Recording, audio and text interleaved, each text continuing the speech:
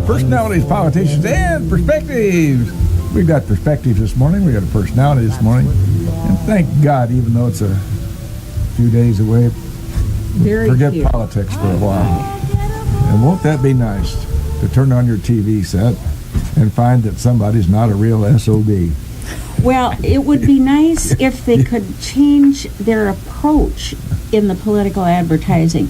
Instead of always saying, ha, ha, ha, ha, he didn't do that right, say, I see this as a problem in our state, and I think that this is the answer to that problem. My 16-year-old granddaughter, 16 years old, said to me, why is it that when they can't get up and tell how good they can be and what they want to do for us instead of how bad the other person is? Yeah, right. Well, all that money. How sensible is that? You don't learn a thing from it. Yeah, no. Well, all right. Kudos. Last night, I went down to Springfield again to welcome the last honor flight home.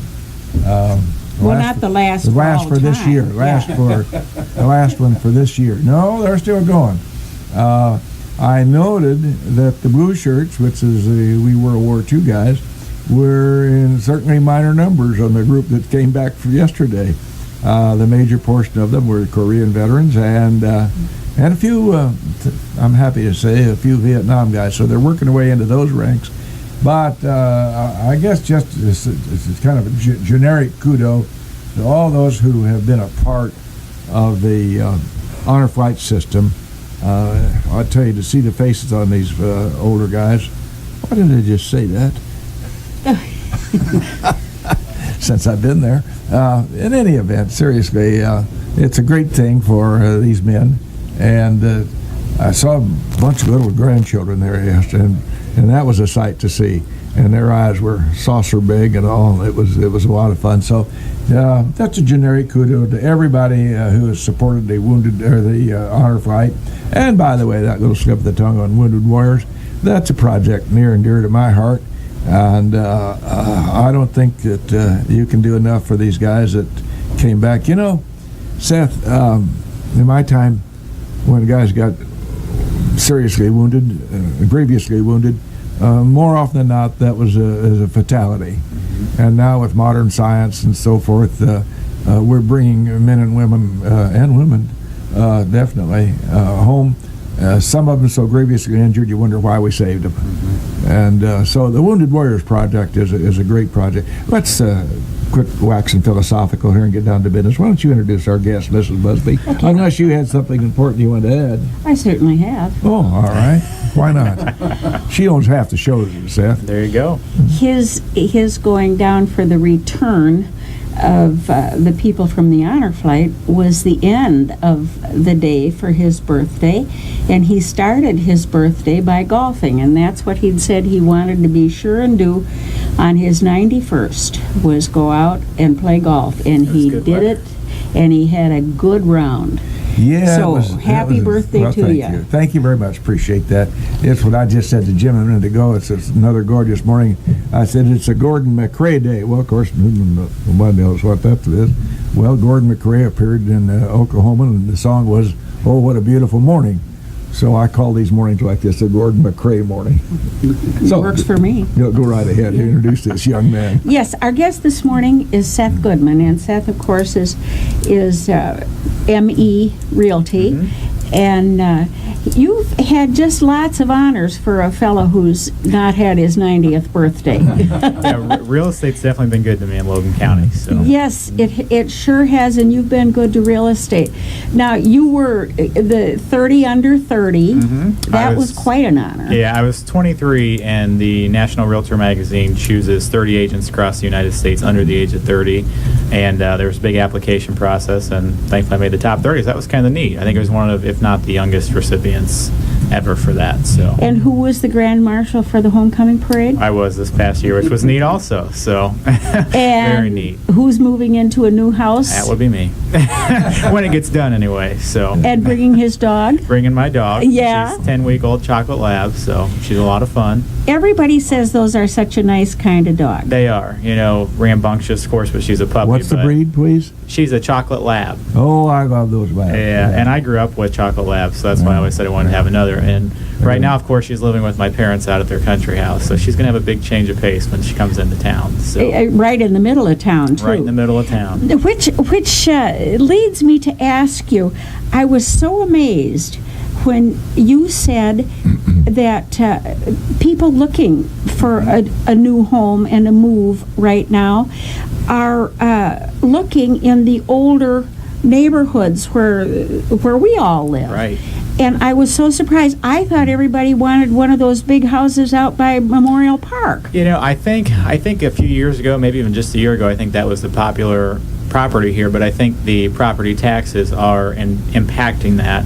A lot of our older homes in the heart of town have considerably lower taxes than the newer construction. I think that's the biggest issue that we're seeing now. There's still buyers that want out there because of school districts and amenities and so forth, but a lot of the buyers we're dealing with now happen to want, older homes. They like the location, the proximity to downtown, the character, features like that. So, and plus, like I said, the taxes on most of those are half, if not less than, a new construction. So And in the fall to have the trees it's with beautiful. the beauty. I've noticed that with the new house when I go there while the work's being done. It's just beautiful to drive down those streets. Really? Let's it's speak to absolutely downtown just a minute, if we might.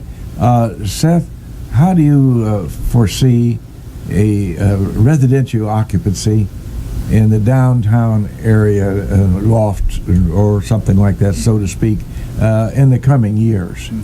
You mean like lofts above the businesses? Is that? Yes, I know that there's a few that are, recently remodeled down there, and I was going to personally look at one myself. I think it's an awesome, a lot of younger individuals like to live down there because it's low maintenance. They can just, and it really is convenient right there. Turn the key in the door when you walk Right, out. turn the key in, don't have to worry about it, and it's really close to everything you need for the most part. So I think that's a very popular, option for people. So There is some occupancy. there is. And I'll expand it beyond the railroad tracks, like the old Lauer building, and along that side of Sangamon Street. And then, of course, David David Lannerman done a great job with the twins. One of which is looking really good, and the other he's working on now. It's beautiful. I just wondered if there's a future in real estate business for owners to rehab buildings and make living space available. Yeah, I definitely think so. I've sold a few buildings downtown in the past few years, and people have mentioned doing that, and just renting them out. So I think it's a neat thing to do. I know you mentioned David Lannerman. He just redid one or two, if not more, over the Courier building, and I saw some pictures the other day, and those were beautiful. Oh. So very, very nice.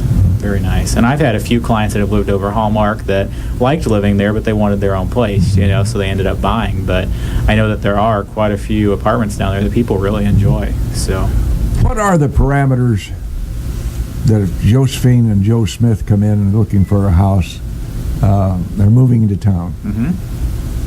What are the first parameters that a client will ask you that you want to find property for them? The biggest two questions that we typically get asked are, what school districts would you recommend, and what locations are best? In my opinion, since I was born and raised here, I like all the school districts, and I don't really think there's any bad area of town. No. So really, And essentially, you're right. yeah. And so at that point, we have to ask them, really what they're looking for in a home, and just show them all the different options, and then they can make their own assumptions based on the, neighborhoods, whether they like the surrounding homes or, the overall location. So.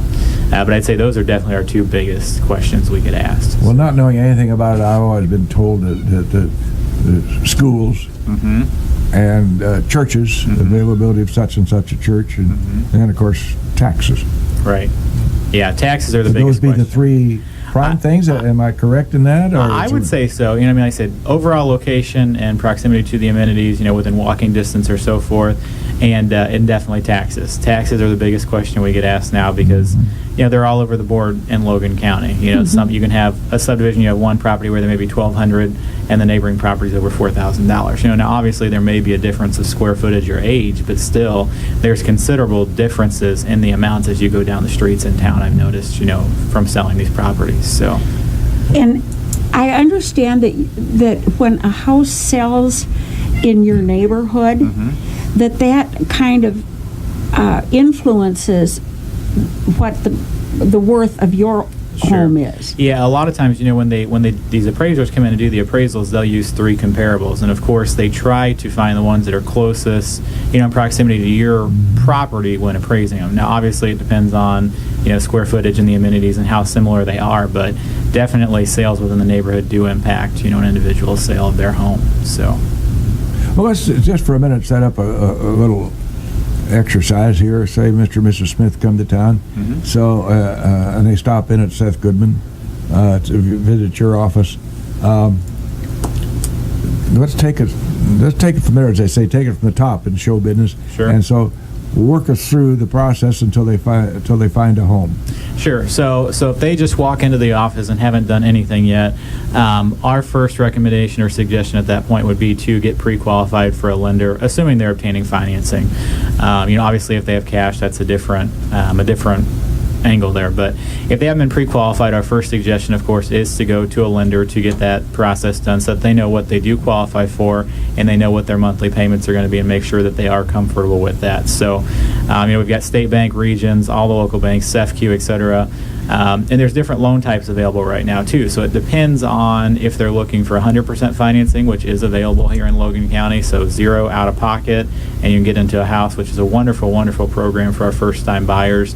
I know State, CEFQ, I think Regions all offer that here locally, so that's a great Did I just hear you say 100% financing? 0 down.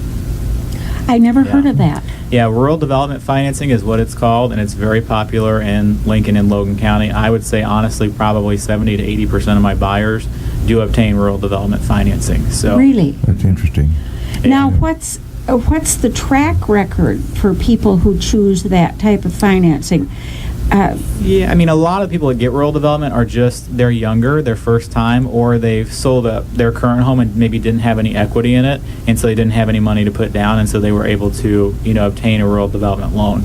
Now, obviously, there are income guidelines, and to be sure, offhand they changed, which I'm not sure exactly what they are, but there are income guidelines, so not anyone. I would suspect. Yeah, not anyone can get, a rural development loan, but quite a few can, and it is a good program. The only downfall to it is you don't have any equity offhand, so if you're going to resell the property in 6 months or a year, if you get transferred or have to move for some reason, sometimes a lot of people are, maybe slightly upside down depending on if they've done any improvements to the home or anything like that. But it's a great program to get into home, especially if you plan to stay there for a while and can build some equity. So you use the term upside down.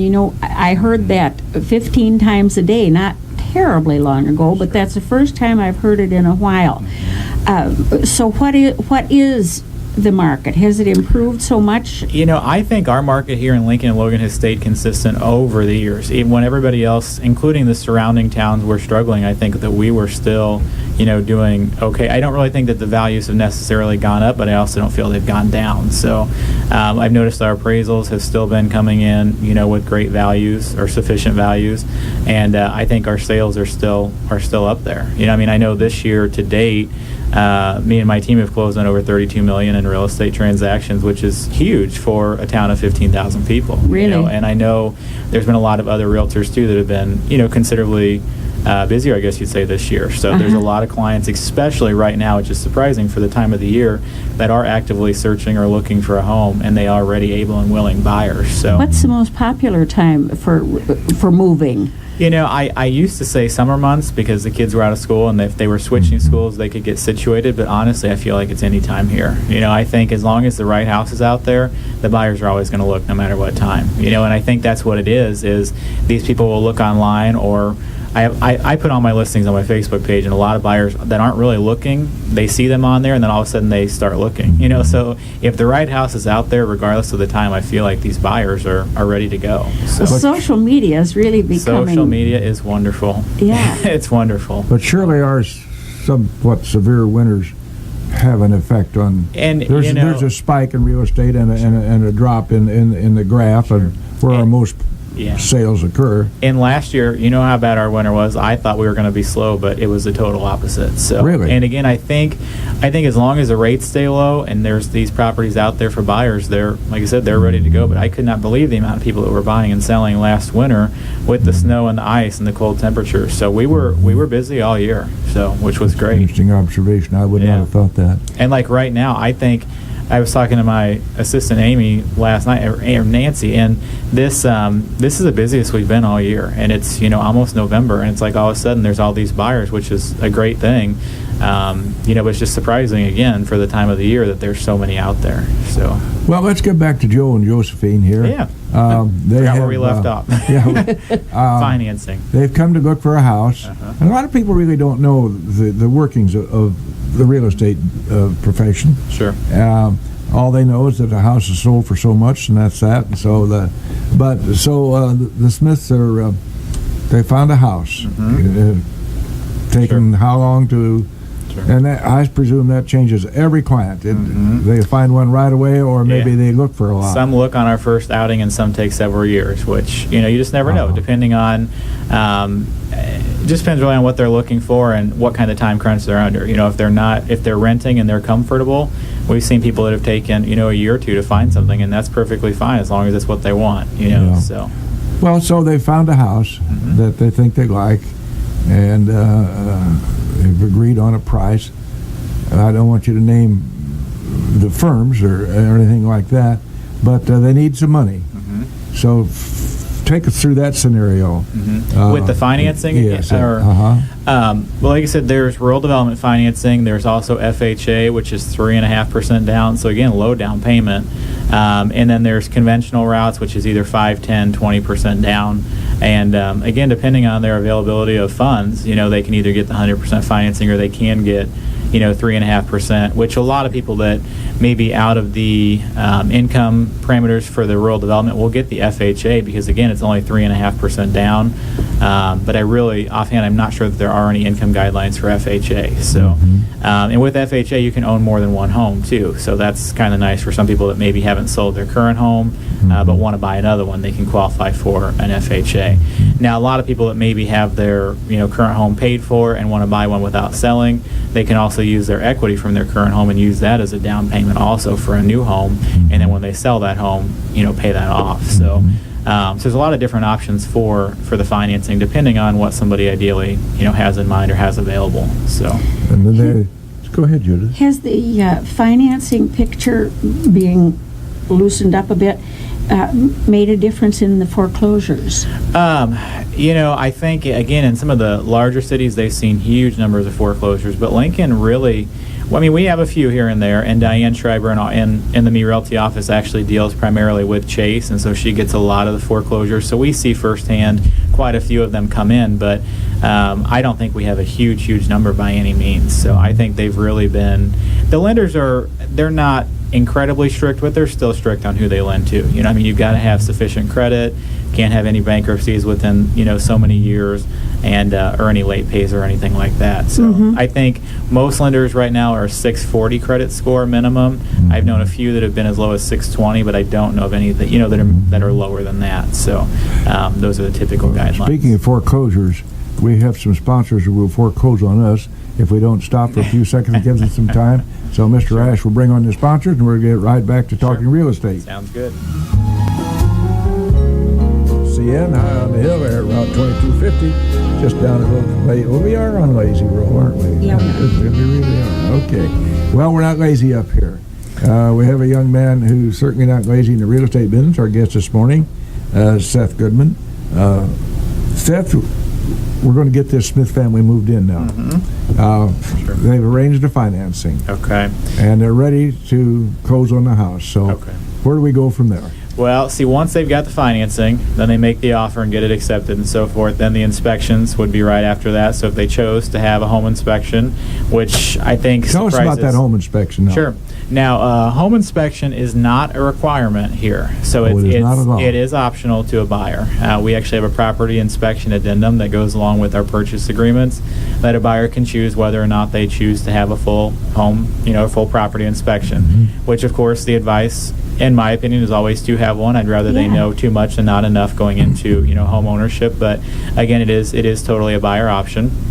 Now, if they get rural development, FHA, or a VA loan, those lenders do typically require a small inspection that's usually done with the appraisal.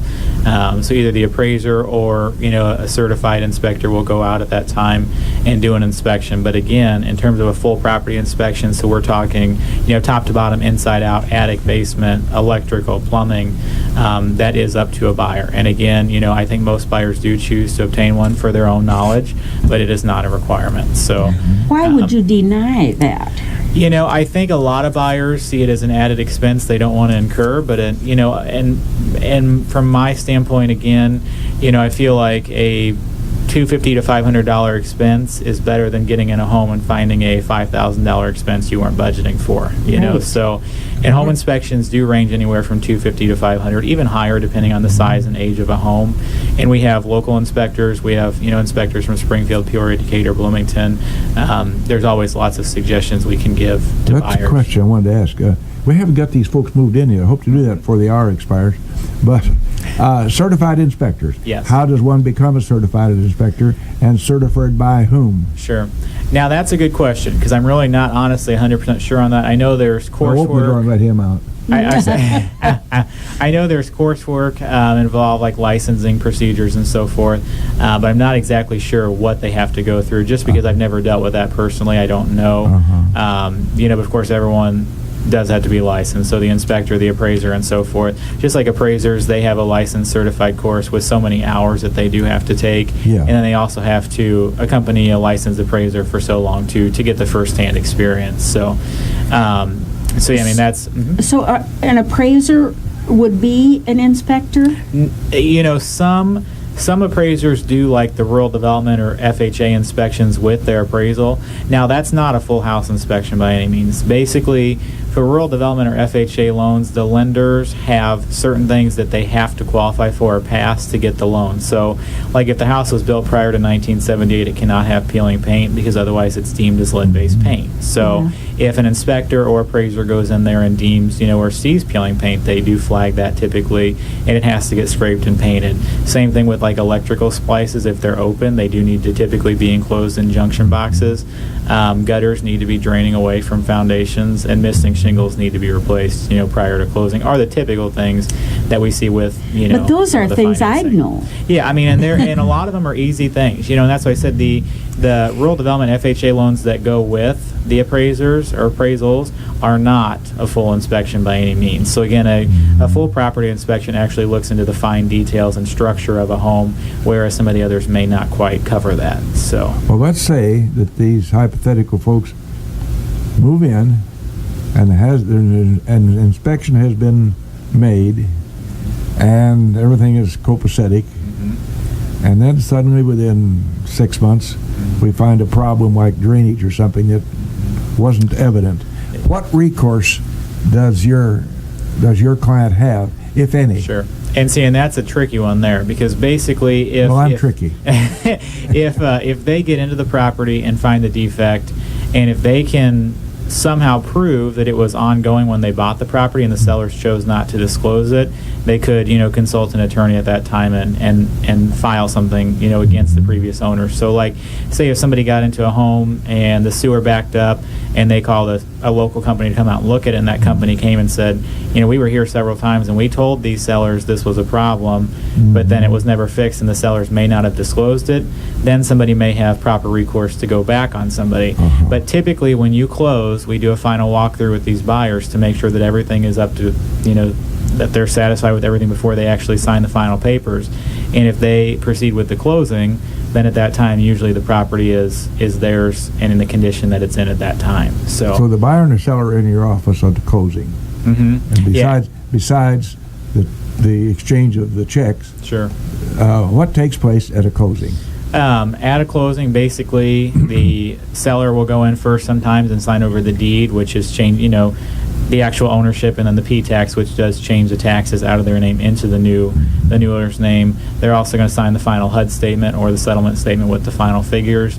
Once they've completed that, the buyers will go in, sign all of their loan documentation and things of that sort, and then there's the exchange of the keys, proceeds, checks, anything like that. So, and closings take anywhere from a half hour. I've had some that have taken up to 3 or 4 hours, depending on the lender's preparation or lack thereof. So, we see it all over the place, and sometimes we have some interesting conversations at the closing table. So, you never know what you may run into. So. So the Smiths are now in. We drop them. Then we go somewhere else. At a closing, have you ever had somebody say no? Or everybody's agreed, and all of a sudden, before the signatures are put down, I'm not going to do this. I've had 1 or 2 that have walked away at the closing table. So.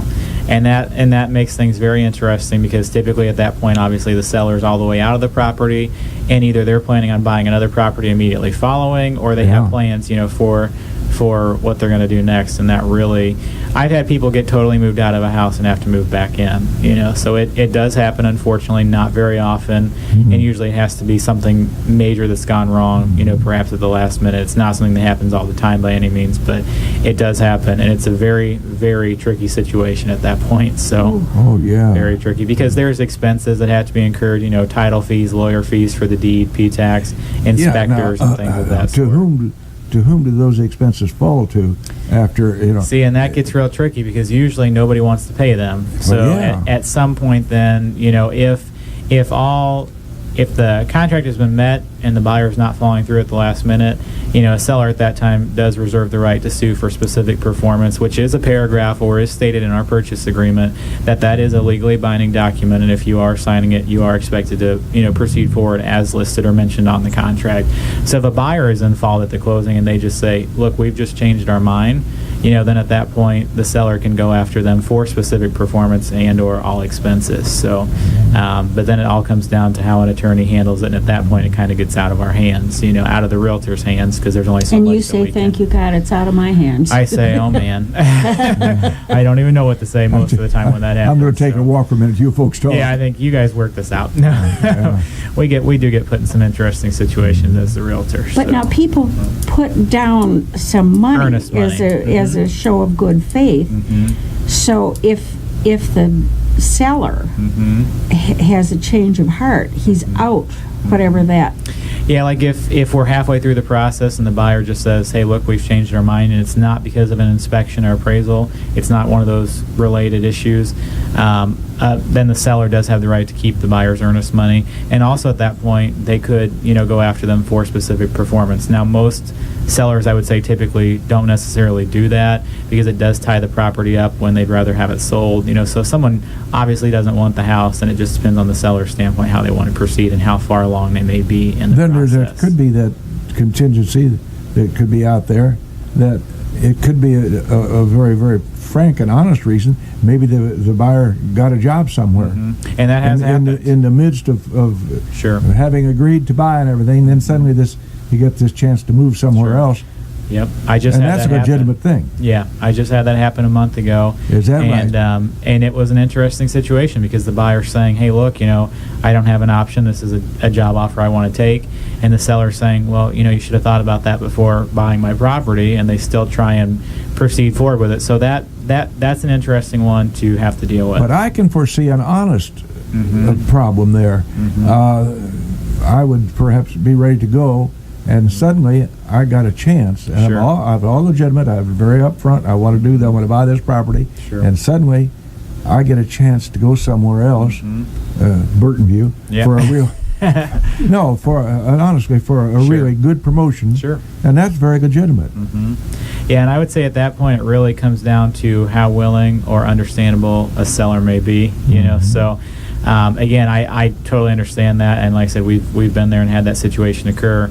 And some sellers at that point, though, are so far along in the process with maybe buying another home already that they become very upset, by that, and they do try to pursue further action against. Yeah, that clears up. So, I hadn't thought of that factor. They're already moving to somewhere else. Yeah, like some already have a contract on a new home and they've got everything lined up. Yeah. And the last one I had actually happened a week or two before the closing. He just said, "Hey, look, I've got another job offer.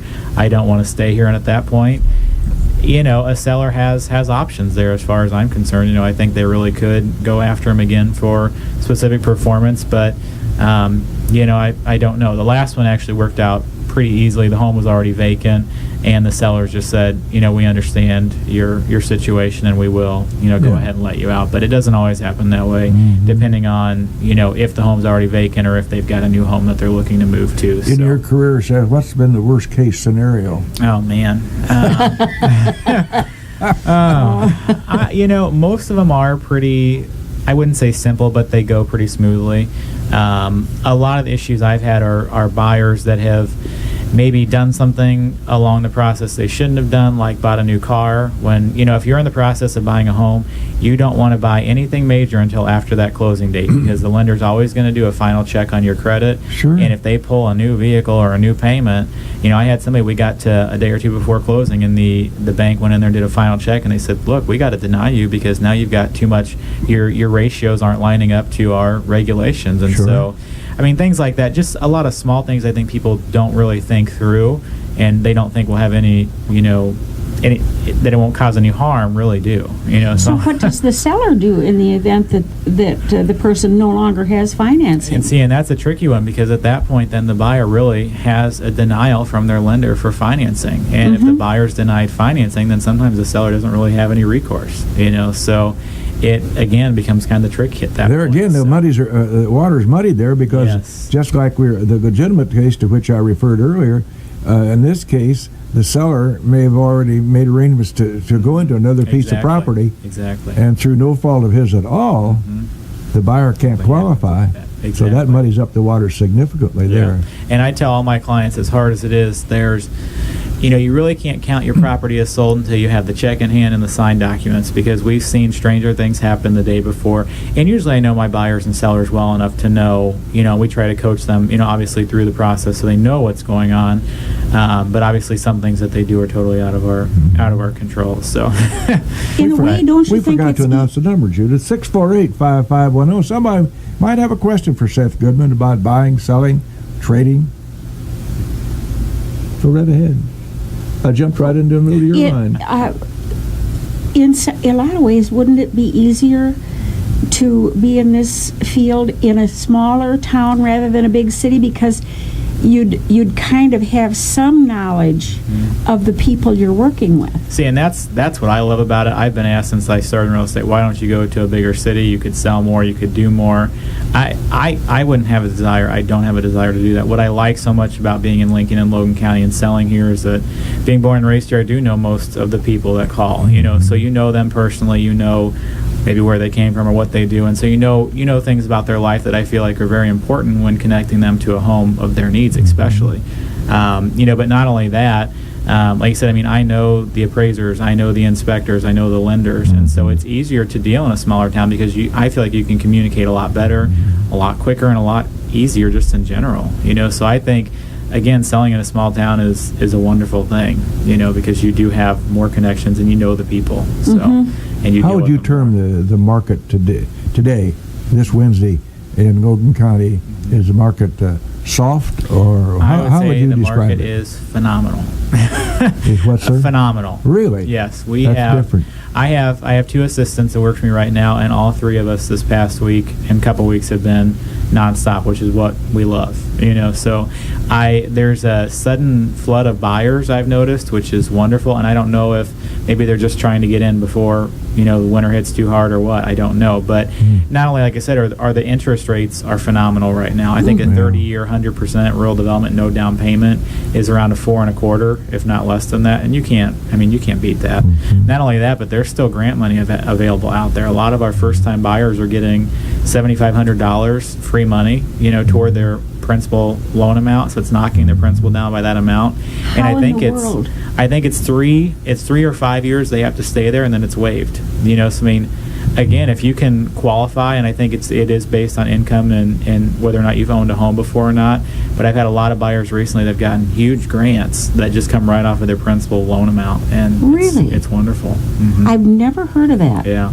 Yeah, I've had, and it's been going on for a few months now. Like I know State Bank especially has been offering it, as have Sherry Leverton, who is with U.S. Bank. I think she has been doing some grants also. But there's really some good options out there right now for buyers. So, I mean, there's a lot of lenders that are offering great incentives. So, and that's really keeping a lot of our first-time buyers, getting them off of renting into owning, because it just doesn't make sense not to when you can own for less than you're renting a home and you're building equity. Yeah. So it's a great time.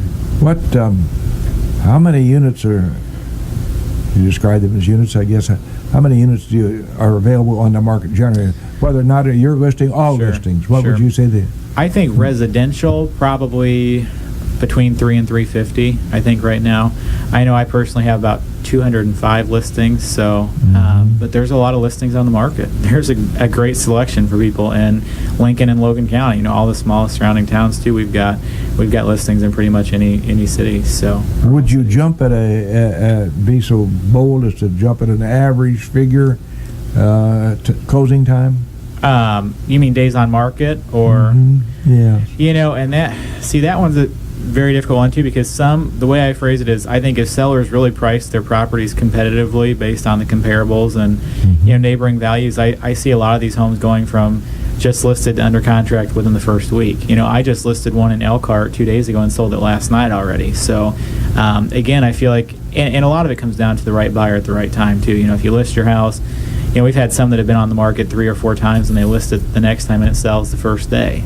So again, it's really up to whether or not there's a buyer obviously for that property. But we've got properties that have been listed for a day and have sold, and then we've got some that have been out there for a year or two, that we still haven't had any offers on. So yeah, I guess that's inevitable. Yeah. There's always going to be somewhere some drag on the market. And that's the hard thing to explain to a seller, because I know I have sellers and I understand where they're coming from. They're get very upset because we can list one property and sell it the same day, and we've had theirs listed for a year and we have no movement on it. And again, I don't necessarily think that that's with any agent or agency in Logan County. I don't feel like that's necessarily at fault of theirs. It's just we just don't have the right buyers for the home, and it's hard to explain to a seller because, again, they see some of these homes selling right away and theirs are just sitting. And again, I don't think it's a lack of effort necessarily on the agent's part. It's just a lack of having a buyer, for that property. But that is one of the trickiest things I've noticed being in real estate, is having to explain to a seller why their house isn't sold,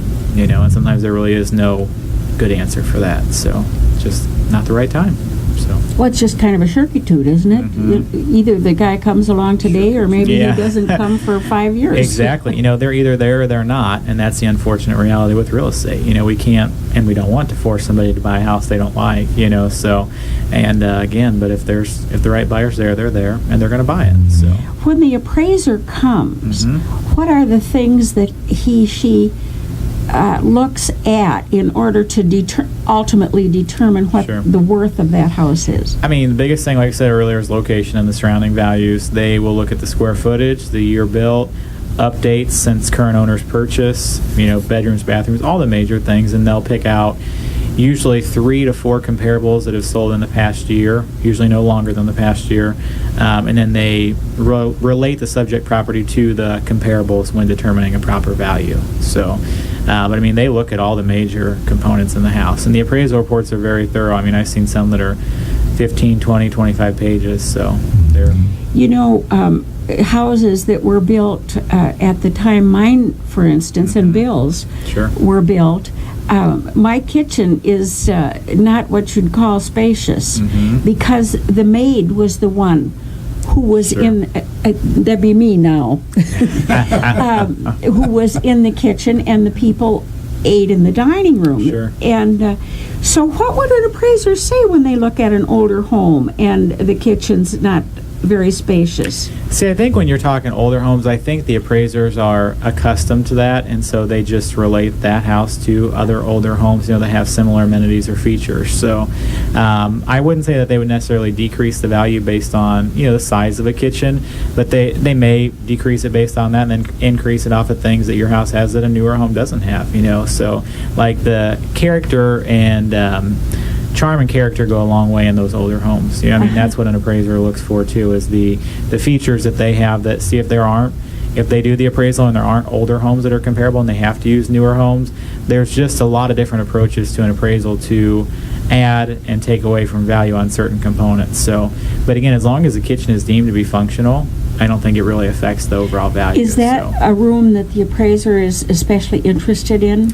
I would say so, because they look at, the features of the kitchen, the updates, the appliance, not necessarily the appliances. Those don't really add any value to a home, but just, cabinetry and just general updates and upgrades throughout they will look at. So I have a friend who has a home for sale, and she wanted to replace all the carpet and paint all the rooms. And I said, gosh, I don't know that I'd do that, because if you put in beige carpet, the people who buy the house might want green or what have you. My biggest thing is I tell sellers, that's the popular question, should I paint, should I put new flooring in?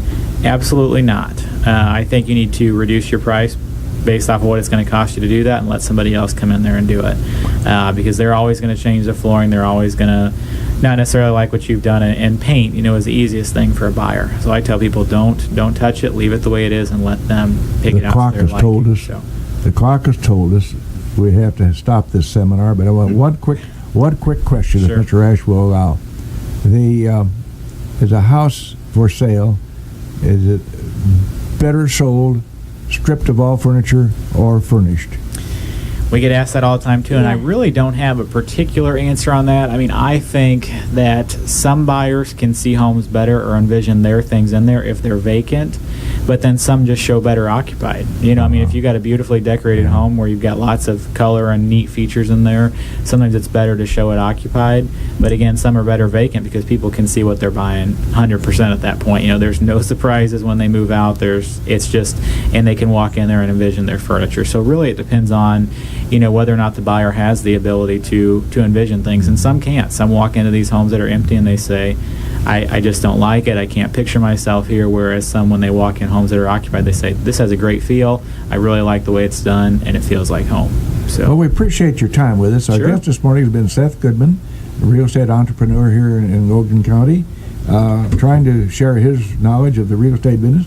We appreciate taking your time to come up here. Seth, I always try to find something that has to do with the subject matter, and this is a little light, but real estate is seldom is a heavy matter, but this is a little light. The fellow says, I bought a house in a depressed neighborhood. The prices were low, but the people were all bummed out. That's a bad quote from Viewpoint. Thank you very much. Thanks for having me.